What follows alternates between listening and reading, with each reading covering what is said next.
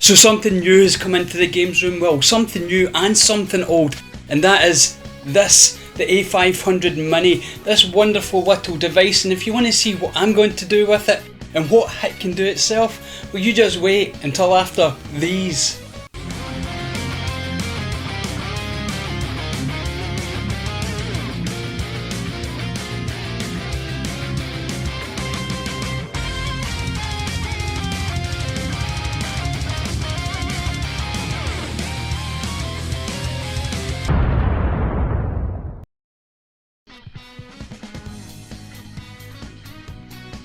So first up, let's talk about the box itself. Yes, probably not the most exciting part of any sort of unboxing, unless of course you're really into the iconography of what's on the box. But the box itself is a quality made thing, and that's sometimes a sign of what's inside is going to be a quality made thing too. And I also love that they go out showing you what's in the box on the box, not just the console itself, but the mouse and the controller, and a couple of small tasters of the games. On the reverse side, of course, it goes into depth of what games are actually in this box, and as you can see, there's pictures or screenshots at least of the boxes of all 25 games that you will experience.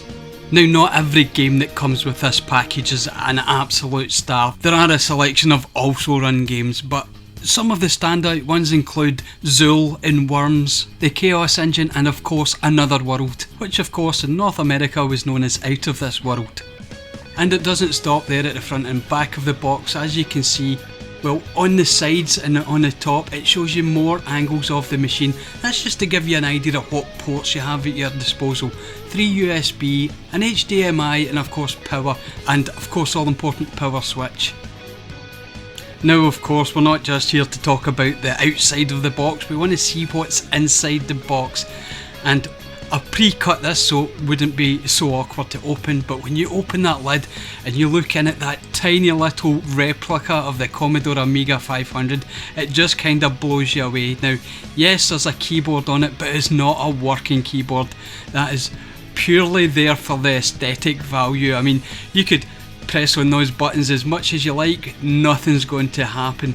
There may be, you never know, a maxi version of this in the future, but until then we've got this wonderful little device that looks the part of the Commodore Amiga, and hopefully will play a whole host of those classic Amiga games, which is a topic I'll cover in a little bit. But looking there again at the back panel, we have the 3 USB ports, HDMI, the power in which is USB-C, fantastic, and a power switch. And once again we have that wonderful keyboard that unfortunately isn't functional. It is nice to look at though, and it does replicate that feeling, that nostalgia that a lot of people will have for this little machine. And of course it doesn't finish there, as we saw from the outside of the box. We also get with this, well, we get a manual. We'll have a look at the manual, maybe a quick flip through, because let's face it, most of us won't be taking too much time over this manual, but if you're interested in this, it is in there and you can check it out at your leisure. It has some handy guides in there that you might want to look at. But the things that I'm more interested in are the two items that are also in the box, and the first one, of course, is the mouse, and the second, the controller.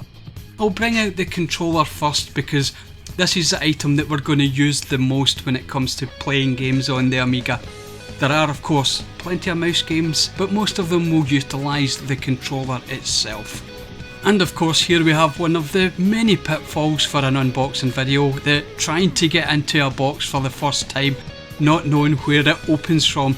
And yes, I am fumbling around with this box, but trust me, I will get through there eventually. And there it goes. We're into the box and we can have a proper look at this controller that comes with the A500 Mini. Set that aside, see what else is in the box, and there we have the power supply. So the power supply cable is there, but no plug, so be aware of that. I mean, most of us have the plugs anyway. The controller itself, again, it's there as a sort of nostalgic throwback to the Amiga 32 CD controller. Now the controller itself, its build quality is quite good. The buttons however may be a little bit spongy for my liking, not quite as clicky as I'd like them to be. It does have shoulder buttons, 4 fire buttons and a D-pad. The build it's okay. The length of the cable however might be an issue because They're standard for these, and you don't get a lot of distance between the console and the controller. Now, in the mouse box, which I'm sure I'll be able to open quite rapidly because I've already had experience of the controller box, we'll see what's in here and hopefully there's something interesting too. And there we go, we have the mouse, but also, yes, another package in there with the mouse, and it's an HDMI cable, which, well, that's greatly pleasing because we didn't get a plug, but at least we're getting an HDMI cable. We don't have to use up one of the other ones. The mouse itself, again, the build quality is absolutely fine. It's got actually quite nice clicky buttons on the mouse, and again the cable, probably a little bit short to play in your main TV, but it is an optical mouse, so you can run it in just about anything that works with a USB mouse. And there you go, that's the contents of the A500 Mini. You have, of course, the controller, which is okay, the mouse, which I think will be fantastic once I start using it with the mouse games, HDMI cable, power cable, and the main unit itself, and you know, I'm quite pleased with that.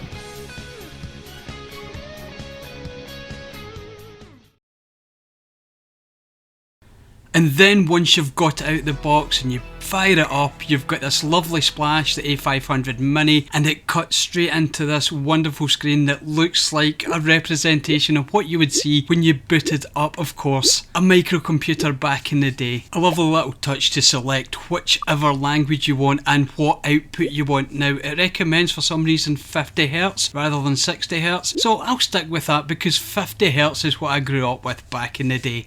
And of course, most of these games were designed for the European market, which were of course PAL, and they're in 50Hz. And once your options are in, you're on this wonderful screen, this wonderful carousel screen that is pretty much standard for mini consoles. Anyone who's got the PlayStation Classic, the NES Mini or the SNES Mini, or even the Core Graphics Mini, this is what we're faced with. A carousel of games that we can work our way through, the 25 games that are advertised obviously on the box, each of them having a little screenshot and of course a small synopsis telling you a little of what the game's actually about and whether you want to play it or not. Now, as you can see from the selection, it's okay, 25 games are okay, but there's some standouts like the Chaos Engine. Pinball Dreams is a fun one to play, and there's others like Simon the Sorcerer if you're into point and click, Speedball 2, Stunt Car Racers, but that's better on the Commodore 64. Don't tell anyone I said that. Now, this USB icon that I've just passed, that's something special, and I'll get back to that, but first I'm probably going to scroll through and we'll have a look at a little bit of gameplay, and I'll pick probably Project X, yes, a nice little shooter, a horizontal shooter to start us off with, and let's see how the game plays on it. And well, this is Project X. Starts up lovely, and yes, if you go into the options you can stretch the screen out to the full size of your current TV if that's something that you want to do. At the moment I've just left it where it is, so let's see how it plays. Always gives me the chills, that Get Ready Player one, because well, my game playing is not quite as good as it was maybe 20-30 years ago, but let's give it a try. Now, the controller, as I said, I wasn't incredibly happy with it, but it's okay, it does the job, and from what I've heard that, well, there we go, I've just died, but from what I've heard that you can plug in many different USB controllers, so I will be trying different controllers like the PlayStation Classic one for example, just to see how it works out for me. But overall, so far so good, and I'm managing to hold my own against this lot here, which is better than I expected to be able to do. Graphically, yes, it's just as it was back in the day, back when you played a microcomputer back in the late 80s and through to the mid 90s, and this is what we want it to be a representation. This is true retro. Retro is not playing real hardware, real vintage hardware, that's vintage gaming. When you get a machine like this is proper retro. This is a system that's replicating that feeling of nostalgia and replicating the games that we played on it. So yes, that's me off on a bit of a tangent, but you know what, I'm trying to keep focused on this game, and You know what? I'm quite enjoying this. I think this is one that I'll definitely come back to from time to time, and it really does play like it did play back in the day. And of course there's other options that I can go into later, but you can change the screen settings. Like I said, you can stretch it to the full size of your current TV or monitor that you're using. You can also add scan lines, which is always a nice little touch on these particular mini consoles. And I know it's not to everyone's taste, but every now and again it's nice just to throw in those scan lines and see what it was like playing on a CRT. And yeah, there I go again, dead. So I think I'll come out of this now, go back to the menu and have a look at that USB function. Now I'm not going to go into great detail about this function. I'm going to leave a link to a channel, probably even put a pin up, just to take you to You've Been Gamed, who does a much better job. But for me, once you set up this USB function like you can see in here, you can then download a host of other games. As you can see, I've got a selection of different games here, from Banshee right through to Zool 2, and what I'm going to do now is probably have a look at Super Frog, yeah, on the CD32, which is quite interesting because it also plays CD32 games in this little machine.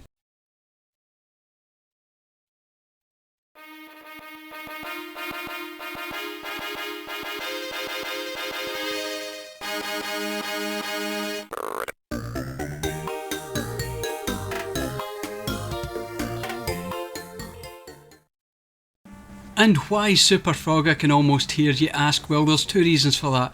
First reason, I own the physical copy. Now yes, it's a very grey area when you're talking about downloading ROMs to play on these micro consoles, but just to keep it less grey, I've decided to stick with games that I do have in my physical collection. And the second reason, well, my better half. You may have come across my better half's work before as she puts together the better half box. She absolutely adores this game. And it's one of the main reasons that I bought the Mini anyway, because although the 16-bit microcomputers weren't something that I was heavily into back in the day, she certainly was. And the A600 that you see in the background in some of my videos, that is hers from her childhood. So Super Frog was a no-brainer for me to download, install onto this, and let's see how these ROMs actually run. And as you can probably tell, it's okay. Actually, it's better than okay, and this is not just my word, but the better half herself has played this game numerous times over the years and said she found no difference whatsoever when she was playing it. And you know what, it's also a fun little game to watch. I mean, Super Frog's such a fun little character. Definitely one that I can heartily recommend that you play if you get the opportunity to do so.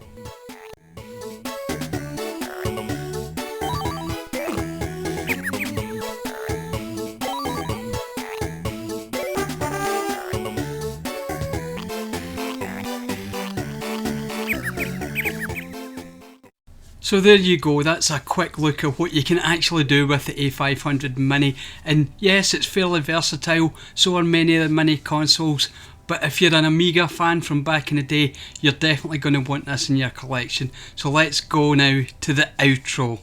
So there you go, my friends, that's my first experience of the A500 Mini and what it means to me, which mostly is being able to play old 16-bit microcomputer games now in a modern setting with a modern TV or monitor and not having to worry about booting up this thing up here. Now, of course, if you want to talk to me about any of the things that you've seen today, then just drop that down in the comments, because the interaction between you and me is what makes YouTube special. And if you want a little bit more in depth into the actual device itself and how to get some of that wonderful software on, well, I'm going to put a pin up there to You've Been Gamed, who does a much better job of explaining it to us all. Thank you again for watching as always, and until next time, cheerio!